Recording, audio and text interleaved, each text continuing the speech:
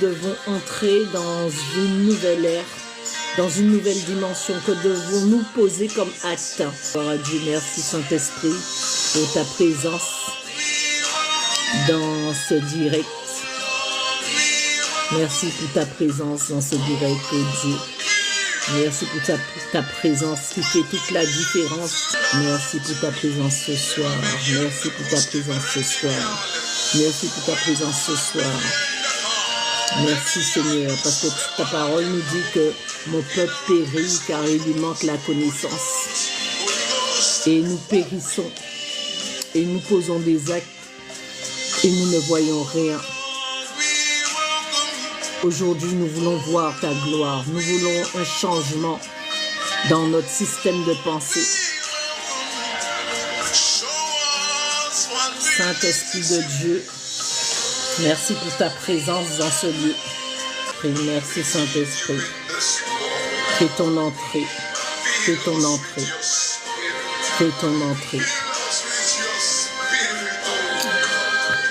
Parle à nos cœurs. Touche une vie ce soir.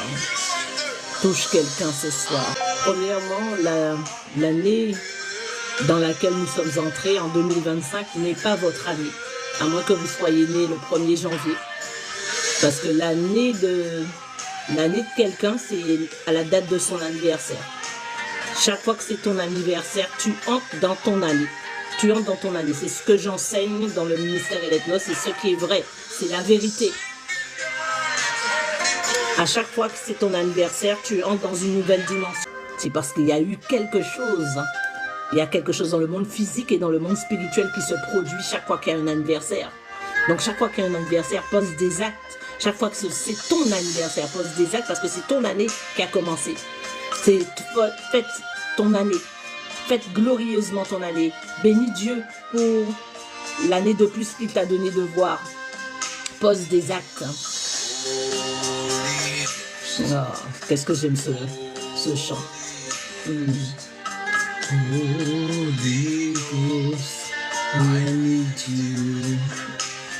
Saint-Esprit, j'ai besoin de toi. Saint-Esprit, j'ai besoin de toi. Que quelqu'un dise, Saint-Esprit, j'ai besoin de toi. Saint-Esprit, j'ai besoin de toi. Sans toi, je ne peux rien faire. Cette année civile qui a commencé, l'année 2025, n'est pas mon année. Moi, mon année ne commence pas en janvier. Ton année peut-être ne commence pas en janvier, mais il y a quand même une année qui a commencé. C'est l'année civile. L'année civile, l'année que le monde, dans cette, je vais dire dans cette catégorie du monde, puisqu'il y en a qui ne sont pas en 2025. Il y en a qui sont en 5600, je crois. Il faudrait que je vérifie. Donc, nous ne sommes pas tous au même niveau.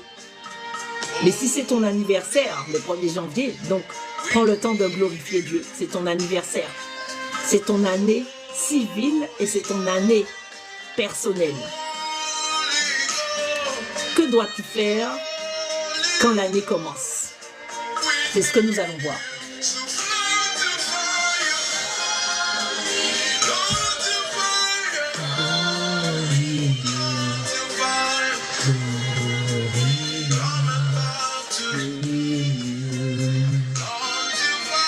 Que devons-nous faire? Tapotez s'il vous plaît et invitez vos amis. Que devez-vous faire? Que devons-nous faire quand l'année commence? Que ce soit l'année civile ou l'année de mon anniversaire. L'année qui annonce que mon année commence, c'est l'année de mon anniversaire. Donc, quand la date de ton anniversaire arrive, c'est ton année.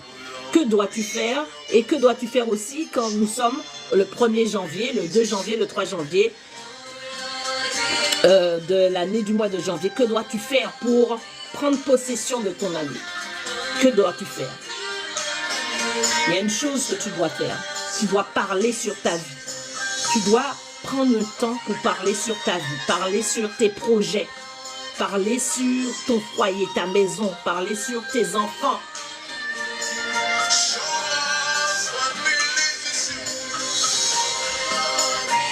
Baisse un peu plus loin, s'il te plaît. Tu dois parler sur ta vie, parler sur tes enfants, parler sur ton mari, ta femme, Tu dois commencer à déclarer, faire des déclarations. Mais ce n'est pas suffisant. C'est pas suffisant. La voix de ta voix, ça veut dire que tu ouvres ta bouche. VOX. Tu ouvres ta bouche sur ta situation, sur ton foyer. Mais ce n'est pas suffisant. Ce n'est pas suffisant. On va prendre un texte où Jésus était en train d'agonir. Et qu'est-ce qui s'est passé? Le sang a coulé sur la terre. Le sang et l'eau, la sueur en fait. Mais dans cette sueur, il y avait des grumeaux de sang. On ne va pas prendre le passage. Vous pouvez le lire dans le livre de Luc, chapitre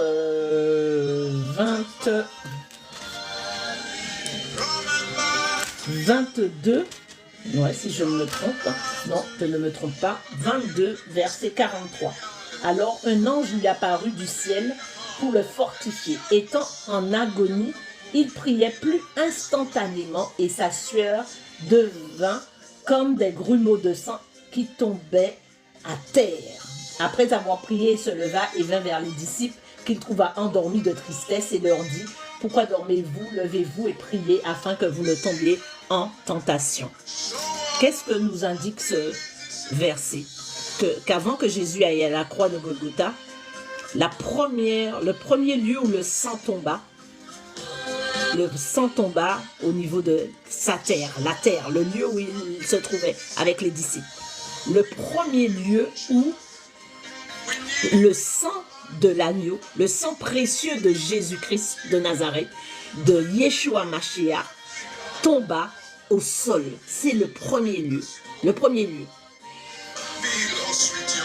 Le premier lieu que le sang, où le sang tomba. Le sang, qu'est-ce que fait le sang? Le sang sanctifie, le sang purifie. Le sang aussi est synonyme de purification, le sang, mais le sang aussi, sans le sang, il n'y a point de pardon. Nous obtenons le pardon par le sang.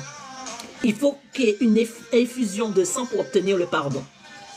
Quand Dieu crée son monde, il parle à la terre et il parle, on va voir ça, Genèse.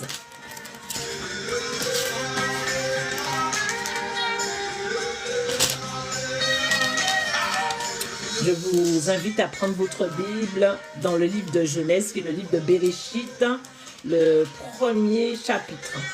Le premier chapitre, la Bible dit que la terre était informée vide, il y avait des ténèbres à la surface de l'abîme et l'Esprit de Dieu se mouvait au-dessus des eaux.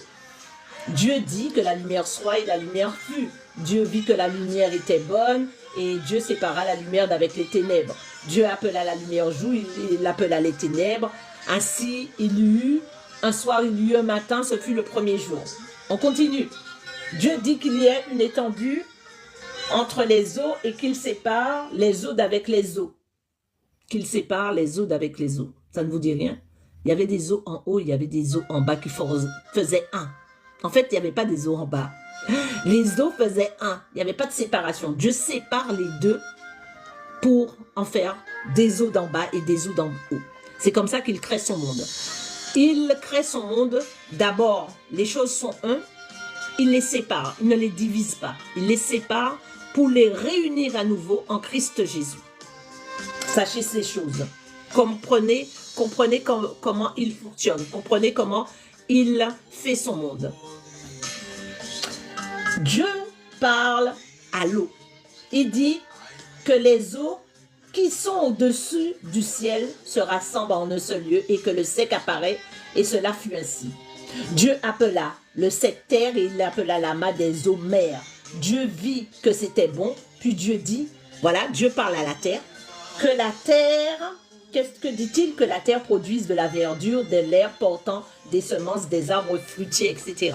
Donc Dieu parle à l'eau, Dieu parle à la terre. Quand l'année commence, il faut comprendre ces dimensions-là. Il faut comprendre ces dimensions qui sont ô combien importantes pour que vous puissiez avancer, pour que nous puissions avancer. Prenez la terre qui se trouve chez vous. Je l'ai fait avec mon assistante une année. Nous avons pris la terre et nous avons parlé. C'est important, parce que vous voyez que, en fait, il y a par exemple le pape quand il arrive en quelque part, il baise le sol. Il embrasse le sol. Il y a des dimensions que j'étais en train de réfléchir. J'ai dit, mon Dieu, qu'est-ce qu'on est ignorants, nous les chrétiens. On pense que c'est obsolète. On pense que c'est dépassé. On pense même que c'est sorcier de faire ces choses. En fait, tout a des oreilles. La terre a des oreilles. Souvenez-vous quand Dathan et Corée se sont révoltés contre Moïse. Qu'est-ce qu'ils ont fait? Qu'est-ce qui s'est passé? La terre les a engloutis. Elle a ouvert sa bouche.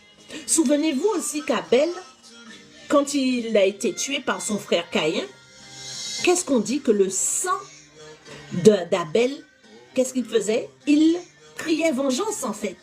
Le sang parle, la terre parle, l'eau parle. L'eau a des oreilles, le vent a des oreilles. Tout ce que Dieu a créé, tout. Jésus, quand il est dans la barque et que la mer se met à tanguer, il parle à la mer et la mer se calme. Dit, qui est? Il en est de même pour tout ce qu'il a créé. Tout ce qu'il a créé a des oreilles, a une bouche, a un nez. Mais c'est pas le nez, les bouches, les yeux que tu penses. Non, non, non, non. C'est spirituellement qu'on en juge. C'est spirituellement qu'on en juge. La terre a des oreilles. La mer a des oreilles. Que faisons-nous quand l'année commence? Que fais-tu quand l'année commence? Ne sois pas ignorant. Ne sois pas ignorant. Tout ce que Dieu a créé, je t'ai dit, a une bouche, a des oreilles. Quand le figuier ne donne pas à manger au maître, quand le maître vient et il voit qu'il a faim, il veut se faire une petite figue. Comme moi, j'aime bien ça aussi, les figuiers. Il veut se faire une petite figue. Et là, le figuier, il est le maître du ciel et de la terre, le maître de toutes choses. Qu'est-ce qui se passe? Que se passe-t-il?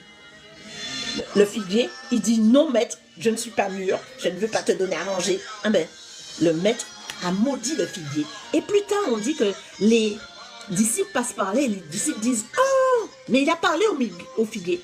Et le figuier a entendu qu'il devait mourir. Quand il passe par là, les disciples disent, maître, le figuier que tu as maudit, ben, il est mort. Ils étaient choqués. Oui, parce que tout a des oreilles, tout, la terre a des oreilles, le ciel a des oreilles, la mer a des oreilles, tout l'eau a des oreilles. L'eau, n'oubliez pas, l'eau d'en haut et l'eau d'en bas faisaient un.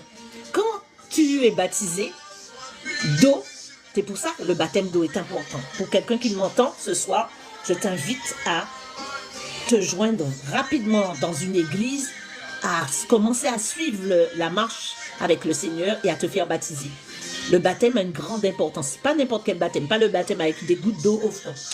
Le baptême d'immersion, où on te plonge dans l'eau et tu ressors. Quand on te plonge dans l'eau, qu'est-ce que c'est? Cette eau, c'est cette eau d'en bas dans laquelle tu vas entrer.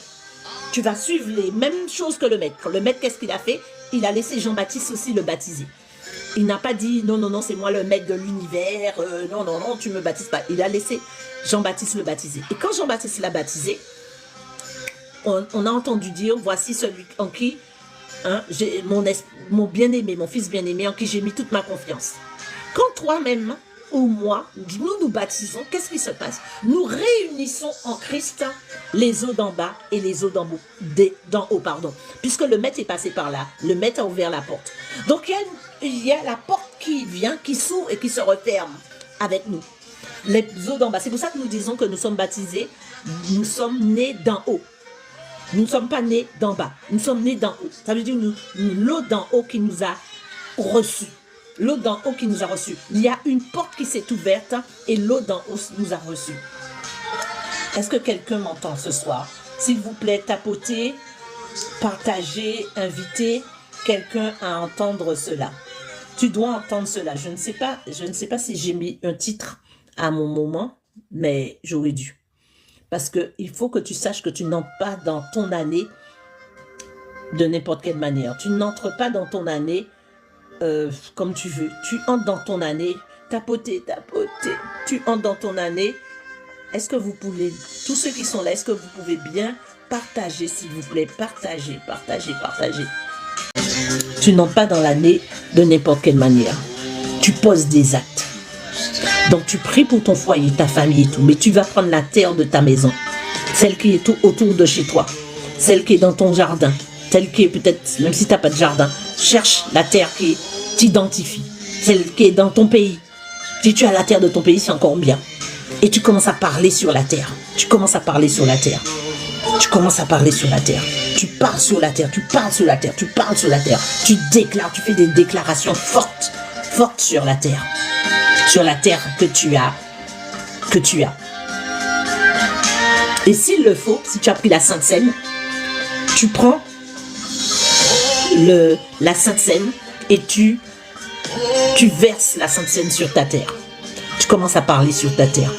Parce que je vous dis qu'il y a des choses où on ignore énormément, où nous n'avançons pas, nous ne comprenons pas pourquoi nous n'avançons pas, alors qu'on est en train de nous bloquer.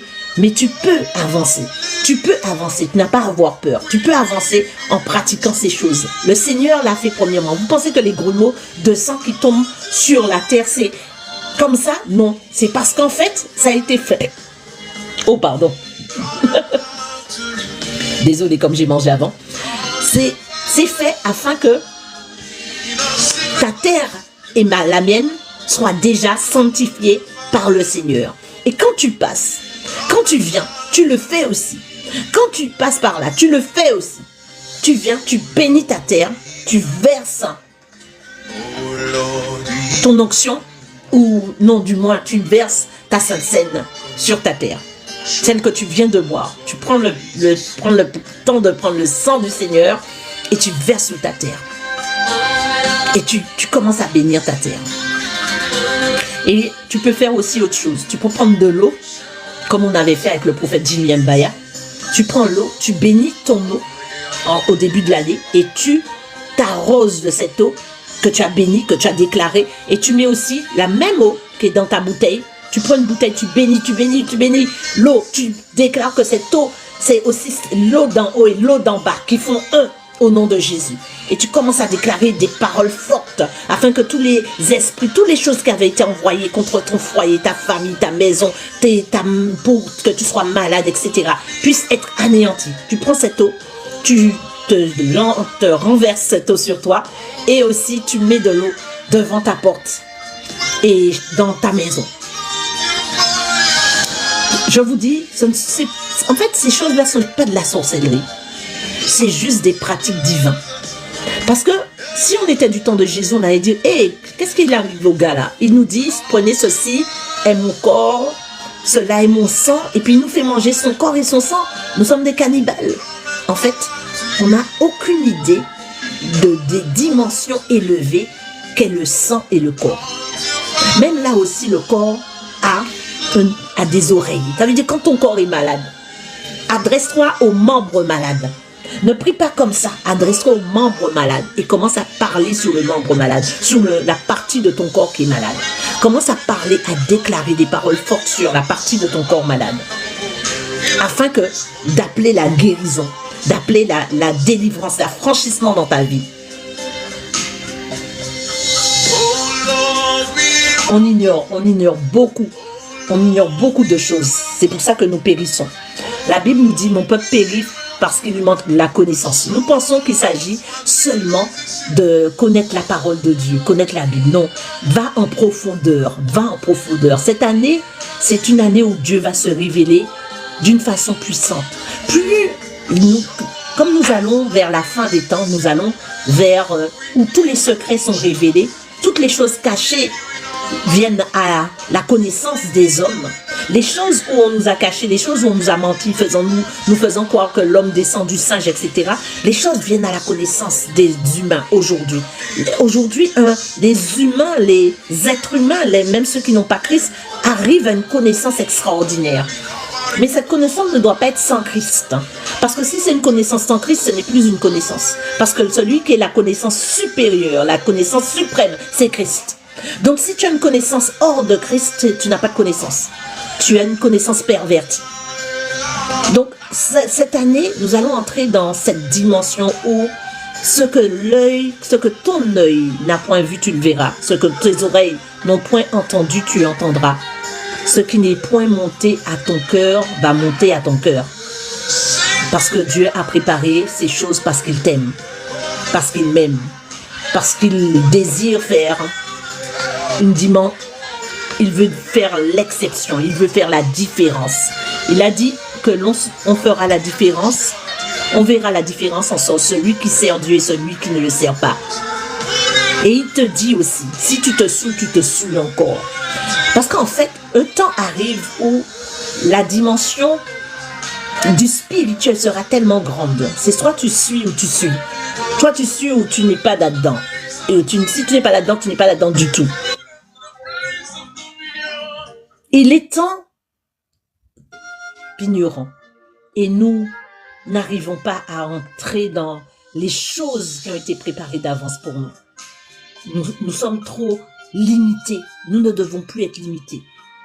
Ce grand Dieu qui nous a créés, ce corps parfait qu'il a fait de nous, qui est une machine extraordinaire, même pas inégalable, qui ne peut être copiée de quelconque façon, même si tu es le plus grand ingénieur, le plus grand savant, tu ne peux copier un corps si parfait. Tu peux faire un robot, oui, mais un robot ne sera jamais l'accomplissement d'un homme ou l'égal à un homme. Jamais, jamais. Parce que tu ne peux pas créer l'esprit de l'homme. Tu ne peux pas créer l'âme de l'homme. Donc, il serait temps qu'aujourd'hui, que nous puissions rentrer dans cette dimension. En 2025, tu as encore le temps. Tu as encore le temps jusqu'à, je te dirais, tout le mois de janvier. Ou au moins jusqu'au 10 du mois de janvier. 10, c'est la complétude, le parfait. Quand on te dit 10, c'est que c'est Yod en hébreu, c'est la main de Dieu, mais c'est aussi le 10, c'est ce noyau-là qui fait que si tu as 10, tu as tout. Quand Dieu te dit de donner ta dîme, 10%, si tu as donné 10% de ton salaire, tu as tout donné. Et c'est ces 10%-là qui vont te préserver du diable. Préserver que le diable touche à ta vie, touche à tes finances. Quand tu le donnes avec bon cœur. Ça ne veut pas dire que ça va être multiplié. La multiplication va se faire par l'offrande. Mais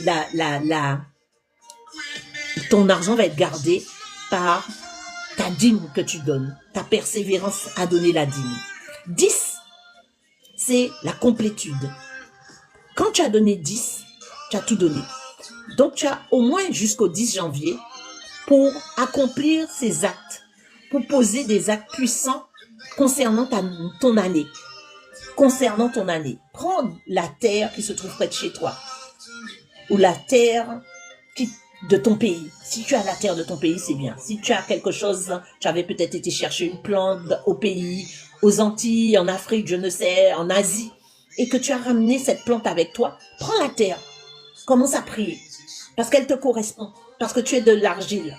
Tu es fait d'argile, tu es de terre, comme la plante. La Bible dit, comme un arbre planté, l'homme est comme un arbre planté près d'un courant d'eau. Et l'arbre, il est planté où? Dans la terre. Et l'arbre est de l'arbre. Et nous sommes de quoi? Nous avons été faits d'argile, de poussière. Donc, prends cette terre, commence à parler, commence à mettre le sang de Jésus là-dessus. Soit le sang, soit le jus de raisin que tu as bu, tu as pris la Sainte Seine, que tu as sanctifié, tout est sanctifié par la parole et par la prière. Tu élèves cela et tu commences à prier. Soit du vin, si tu as l'habitude de prendre ta Sainte Seine avec du vin. Mais tu déclares cela sur ta terre. Tu commences à prier fortement sur ta terre. Et tu peux en même temps utiliser l'eau. Mais c'est pas terminé. Tu devras aussi faire un sacrifice.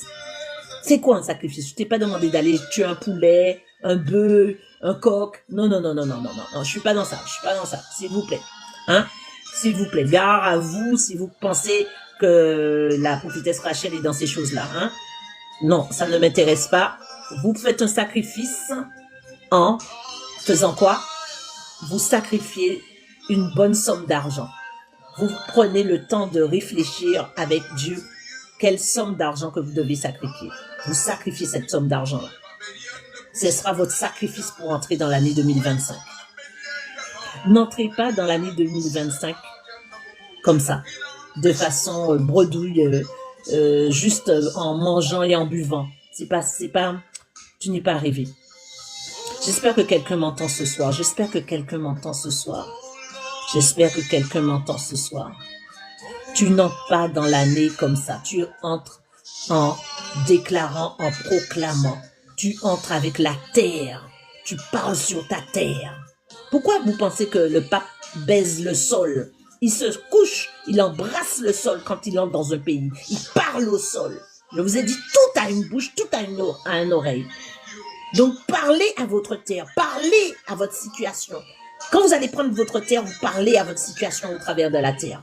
Vous lui parlez, vous lui donnez des directives. Si vous êtes en Christ, faites ces choses. Si vous n'êtes pas en Christ, entrez d'abord dans le royaume. Entrez d'abord, entrez d'abord, entrez d'abord. Et ensuite, quand vous avez parlé à cette terre qui est la vôtre, qui vous représente votre foyer, vos business, vos enfants, qu'est-ce que vous faites? Vous prenez la Sainte Seine que vous avez déjà pris, premièrement. Le sang, le corps et le sang de Jésus. Et vous mettez la Sainte Seine sur la terre. Voilà. Et n'oubliez pas le sacrifice. Une bonne somme d'argent. Souvenez-vous de la veuve qui n'avait juste son nécessaire. Et de son nécessaire, elle a donné son nécessaire. Et Jésus était là, il était près du tronc. Il regardait. On nous dit que beaucoup ont donné de leur superflu. Et cette petite dame, elle a donné de son nécessaire. Si c'était vous, dans votre mentalité peut-être très émotionnelle, vous allez dire, mais non mamie, ne donne pas. Tu n'as que ça, garde. Non, tu l'empêches d'être béni. Tu l'empêches d'être béni. Jésus n'a pas dit ça. Jésus a loué cette femme parce qu'il a dit qu'elle a donné tout son nécessaire. Et Jésus, c'est Jésus, non? Il aurait pu aller vers elle et lui dire, madame, gardez votre argent. Gardez votre argent, madame. Vous n'avez que ça. Et, comme vous aimez dire, je prends un petit peu d'accent là, de l'autre côté. Faites le sacrifice. Faites un sacrifice. N'entrez pas comme ça. Faites un sacrifice intelligent. Un sacrifice dans la réflexion. Un sacrifice qui a été réfléchi en amont avec Christ. Avec le Saint-Esprit de Dieu. Vous pouvez faire un sacrifice que pour vous. Ok. Mais vous pouvez faire un sacrifice pour votre maison. Introduisant vos enfants, votre femme, votre mari, introduisant vos business. Vous pouvez faire un sacrifice qui couvre tout ce que vous avez. Faites un sacrifice. Et envoyez ce sacrifice-là chez celui ou celle que Dieu vous donne. Si c'est votre père spirituel, votre mère spirituelle, votre église, le lieu où vous avez l'habitude de fonctionner. Voilà, le lieu où quelquefois, on n'a pas l'habitude de fonctionner, mais le Saint-Esprit vient, il dit, tu envoies tel sacrifice à tel endroit. Comme je me rappelle, une jeune sœur, sa première paye, le Seigneur lui avait dit, sa dîme n'était pas à envoyer dans son église, sa dîme devait être envoyée à telle autre église parce que telle autre église l'enseignait régulièrement. Elle est enseignée tous les lundis dans cette autre église. Donc, le Seigneur lui a dit, c'est dans cette église-là que tu dois envoyer ta dîme. Faites un sacrifice conduit par l'Esprit de Dieu. Je ne vous dirai pas 100, 200, 300, 500, non, parce que Dieu connaît votre vie. Faites un sacrifice conduit par votre vie, mais ne laissez pas le mois de janvier se terminer. Ne dépassez pas le 10 si vous pouvez, sans ce sacrifice, s'il vous plaît. Je ne sais pas si quelqu'un m'entend ce soir. Je ne sais pas si je me fais entendre ce soir. Est-ce que quelqu'un peut me dire qu'il m'entend? Est-ce que quelqu'un peut me dire qu'il comprend mon message?